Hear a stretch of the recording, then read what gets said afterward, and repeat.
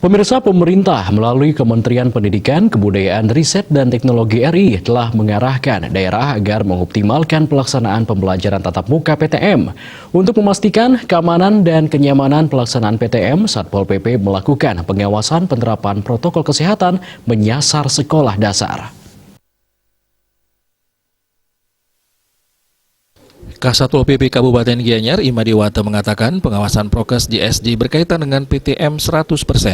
Pengetatan pengawasan prokes ini untuk memberikan keamanan dan kenyamanan kepada siswa dari ancaman COVID-19 dan mengantisipasi munculnya varian baru Omikron.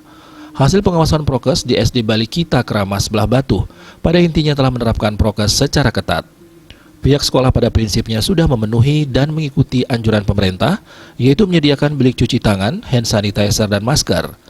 Madiwata menyarankan orang tua yang mengantarkan siswa ke sekolah menaati prokes sebagai upaya mencegah dan mengendalikan COVID-19.